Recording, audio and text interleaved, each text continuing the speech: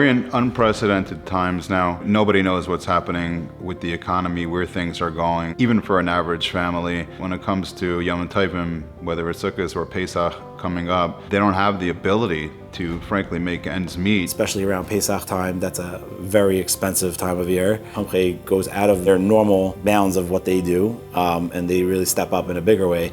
You know, for example, throughout the year, I believe there's a little over 500 families that get assistance on a weekly basis. Around Pesach time, I believe it's closer to 12 or 1,300. The warehouse in itself is magical, watching it on a weekday or, coming every Thursday and watching them pack the boxes, and the volunteers that come in and they're so happy and so excited. But there's something really special about coming on the Yom Tovim, specifically on Pesach. They get truckloads and truckloads of matzah. I mean, we're talking about huge, huge containers. The warehouse is buzzing with people. It's kids. It's from 8 years old. You're talking about a Herculean effort of hundreds and hundreds of people putting things together, packing things up, packing the trucks, unloading the trucks, even the deliveries. Volunteers renting their own trucks out of their own pocket just to be able to service those deliveries. So instead of taking one box per family, now there's 6 or 7 or 8 boxes per family. It's a big effort. It's a way of giving back. It's a way of chesed.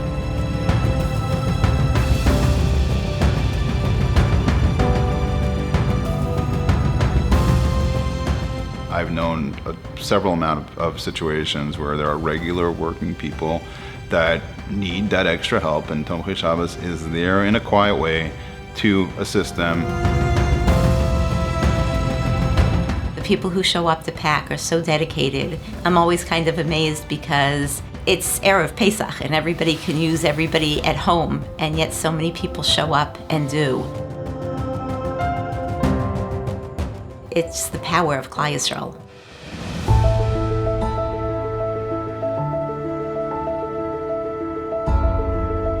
I've always been told that chesed is not about them receiving, it's about me giving.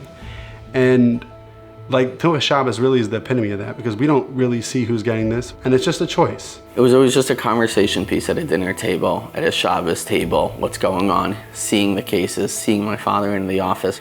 You see the calls, you see him running out on a Thursday night to go get food for someone. But I think it's important as a community that we have this organization and to show that we support them. Tomche Shabbos provides life to people. People can't exist without food. I just got a letter today with a $10 bill in it in response to our dinner mailing, and writes, Tizkil mitzvahs for all your unbelievable work you do. I would love to contribute more to help you with your Avodas HaKodesh, but we are financially unable to right now. In Yetz Hashem, we hope to become one of your supporters.